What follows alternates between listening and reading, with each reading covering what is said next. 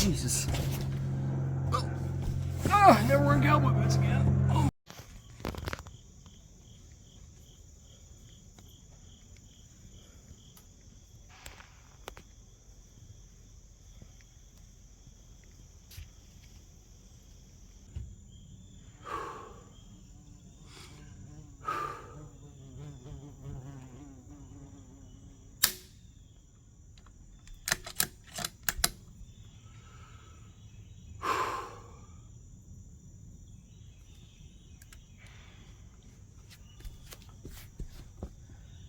Good afternoon. I'm Landon with Merman and Press. Today, we're going to go into kind of my second installment of hanging out with this bolt gun here that I built. Just for reference again, this is a Savage 110 in 308. It's got a threaded 24-inch barrel, I believe. I think you can get it in a 26. Plastic stock, nothing fancy. I just put a bipod, a sling on it. This is a Vortex PST Viper Gen 2. It is a, what is it here? It is a 5 to 25, right? Yeah, 5 to 25 magnification.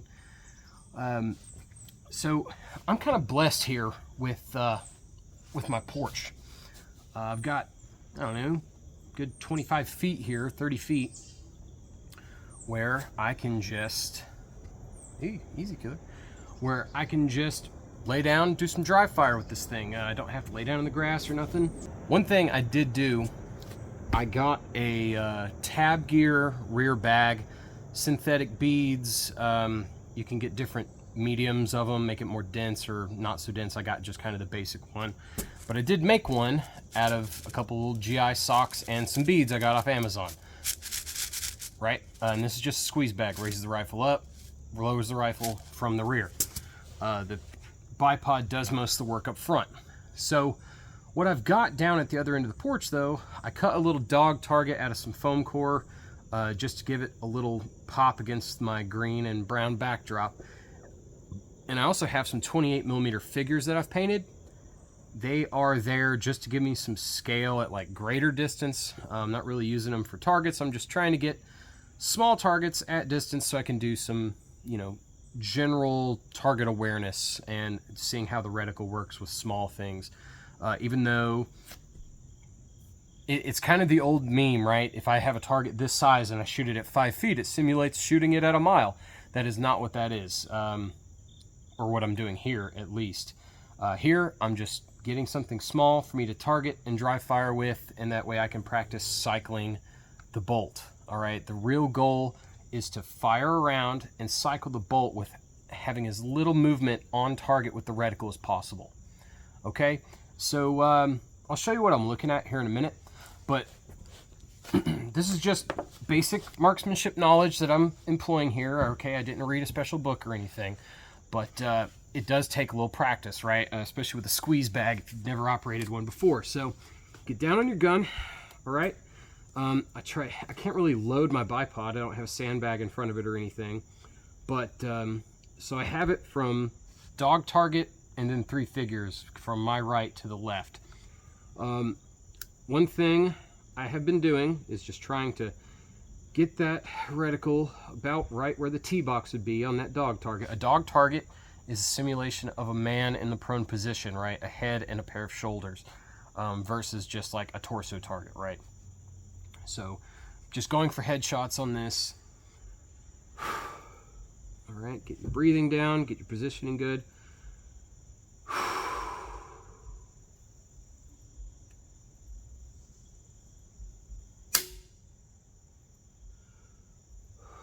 Slow, steady squeeze, bang, follow through. And then working the action. Now I could sling it, right? But it's jarring, and this is still a new rifle. I've only zeroed it so far, and I've done a little bit more target practice. But just working this action is going to loosen it up, all right? And it's going to make it more fluid. I could use some lapping compound. That'll be eventually probably, especially after I get these few, you know, first 50 or 100 rounds through here. I've probably got 20 through here so far. But and you know, getting this safety working and understanding how it moves, and then looking at my reticle on the target. Okay, and then I'll move to my second, which is a man standing and facing away. So that's one thing you can do with your figures. You can actually get some target reference by turning them. Okay, my second target is a man kneeling and facing to the left, and then my other target is a man just standing and facing me. Okay, so and if you understand the context of some of these games that I play, this guy, I can tell, you know, I can do a little salute report. I can say, all right, he has a plate carrier on. I see a helmet, red shirt, blue pants. I cannot see a weapon because he's facing away from me.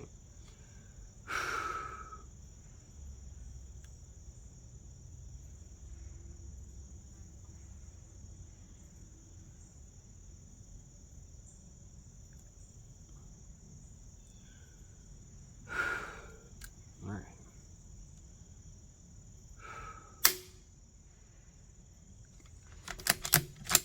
So, you know, had this guy, I'm not saying size relative, but from right here, I'm just aiming at, you know, bottom base of the spine to avoid that plate carrier, or I'm aiming at the, under the armpit for him.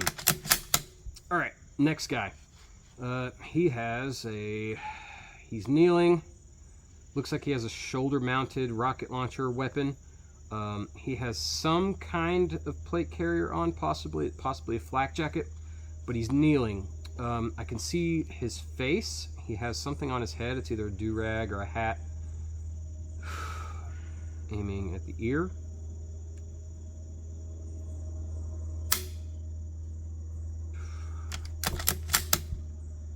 All right, and then third target. This man's standing. He's wearing very dense camouflage. You can see he's got a chest rig. He has looks like a heavy weapon and something covering his head. Don't see a helmet though. We'll go for a upper chest throat shot.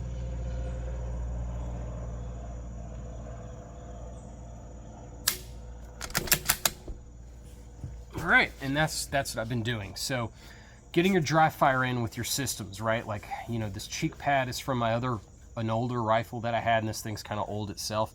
Getting this thing kind of mashed where I need it to, if I need to move it or tighten it. Getting my bipod set to the right height. Making sure my pad underneath me is comfortable in this wood, which it is not. I also have my AR next to me. I'm going to be doing this with it here in a little bit. But easy B, this is my rifle. You can't have it. It's not food either. But one thing that I have just been wanting to do with this rifle, I know I've been talking about painting it. I want to rattle can it, and I really want to do a little more shooting before I do that. Not for any good reason. It's just reasons of my own, where I want to be familiar with this thing as it sits right now. And you know, I'm gonna tape off all my turrets and things, and I really want to get this thing operating good. I also, painting it, I want to understand how, like, the safety and things work, so that when I do tape it off and I see I made a mistake, like I didn't tape it off enough or anything like that, I can actually understand where some of these gaps and stuff go, right? That's because I don't plan on taking this apart to paint it. I'm just going to rattle can it.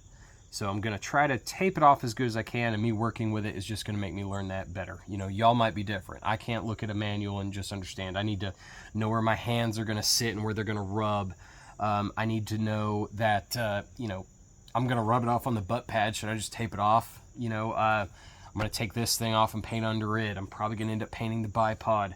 The sling is the sling. I don't need to paint it. Where does it end for this rifle? It ends for this rifle when I'm shooting. I have a range nearby where I can shoot 800, but I really want to do just some dynamic shooting. I want to start shooting at, you know, extreme angles. That 800 yard range I'm talking about goes to, I think it's like a 35-degree angle upward at a certain distance. So that's pretty extreme from shooting down to up, not and up to down. It's a little extreme too. but I'm very excited. And this kind of little practice right here, not only is it fun, you got to make dry fire fun, because it is just clicking and moving. But I've got some dummy rounds for this thing coming. I don't have any 308 dummy rounds, and I just bought another magazine. So I've got 3 magazines. I'm going to show in another video later that me operating this on the ground, I can, you know, I can reload and go prone, or I can rotate it off the bipod and get up and move. That'll be another thing. Eventually I'll have a couple spots set up in my yard here after I get some things, you know, fixed up. I just bought this house, so blessed with this porch for sure. And it's because there was a pool in it. We took the pool out. I'm gonna replace the wood. But I am in the flight path of an airport, so things might get noisy every now and then. Sorry, there might be some more cuts than most people like. But I'll show you my targets here in a sec. But I really just want to thank everybody for sticking around. I've been really busy lately. I've been wanting to get some videos out. And I was actually involved with, I was in the chat in Wired Tights live stream last night, and had a lot of fun. I really like that guy. His channel is going to go places. I like his video quality, and I like some of the things he talks about. But he kind of inspired me to want to start doing some investigative pieces on here. So maybe it'll be just fireside chats, you and me, one day.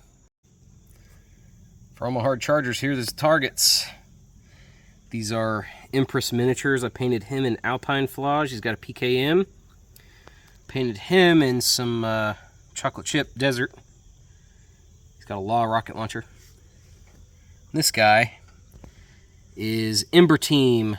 Just a standard assaulter with some night vision there from Spectre Miniatures. And my dog target. Guys, I know I've been talking about this Patreon, and this past couple months it just kind of set me back on it. So believe me, I am in it to win it. I want to get on there. I want to do my thing. I want to give you all the quality stuff that you deserve on there.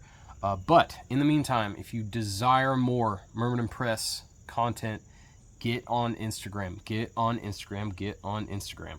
Instagram is Myrmidon_press, all lowercase. I have hours of live streams on there where I just talk about general topics, and if you actually pay attention long enough, you'll understand kind of what my next few videos are more likely going to be. So stay tuned for that. But thank you for all your support and all your patience. I really appreciate it. You guys are just the best. So let's mop this up. One last shot here. All right, we're going to zoom it all the way in. Oh yeah.